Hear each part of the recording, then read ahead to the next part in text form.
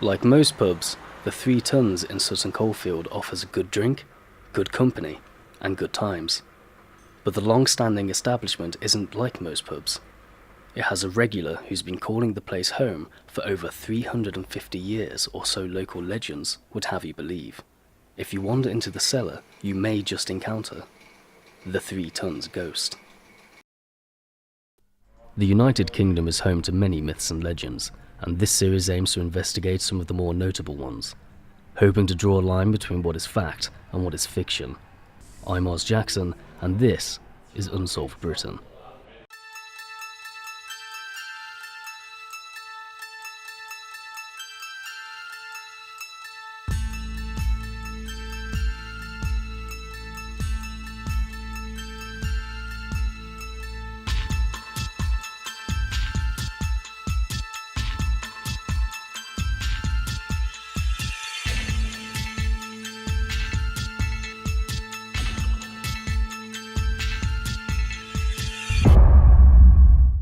Our story begins in the royal town of Sutton Coldfield, in a civil parish located in the West Midlands, northeast of Birmingham city centre. The older part of the town consists of a main street over a mile in length, extending from Mainey to beyond the parish church in Holy Trinity. In the aftermath of the War of the Roses, the town began to decay, though it was later restored by John Vasey, who went on to become one of the most important inhabitants the town has ever had. Tales of ghostly apparitions and spectral visitors have been dotted throughout the history of Sutton Coldfield. The town has stood through some of the darkest parts of the nation's history. Many ill-fated events, both factual and rumoured, have taken place here, which may have led to more than a few vengeful spirits.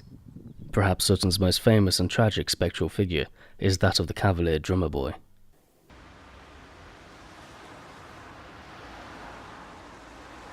My name's Jack Morris, and I've worked here for 3.5 years now. Well, the story goes that during the Civil War, the Royalists found a drummer boy who was drumming a warning beat, and the Royalists chased him up to the town hall, gave him a proper beating, and then threw him down the cellar and left him to die down there.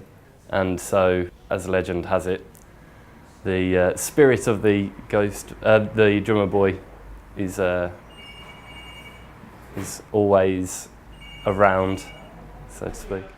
With regards to any sort of spiritualists finding anything here, I think that it always drums up interest with people who are into that sort of side of things. So there must be something that they can pick onto.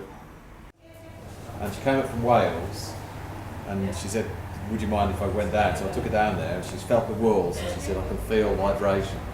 And she got halfway down to the bottom of the stairs. She panicked and she wanted to go back up again. So, just be okay. Right, just before we go down, mind your heads, because there's a lot of low bits in there. Right? I mean, it's difficult because you always like to think that these things are just made up, but you know, you can be down in the cellar and have shivers go down your spine for no reason. And I have heard one or two things down there. So, the most notable experience that I had was I was walking down to the cellar to change a barrel, and the door that you have to go through is locked from the side that you walk in. So it was locked, and from the other side of the door I heard a which, you know, put the wind up me a bit. But yeah, I thought, well, if I'm going to go out, I might as well be scared to death by a ghost, so I just went in. And this is the door that, as you can see, is bolted from this side. And as I got to about here, on the other side of the door, I just heard a... which quite freaked me out, to be honest. Despite claims, the building's construction date is disputable, which caused the legitimacy of the legend into question. Some claim that the building has been there since at least the 1500s.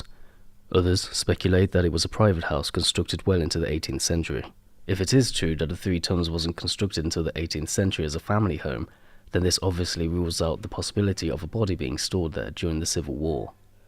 However, this doesn't mean events during that time couldn't have influenced the story. The details regarding the location a body was hidden could have been twisted over time. There will always be rumours and talk of a wrong spirit, but for now, the mystery of the Three Tums ghost remains unsolved.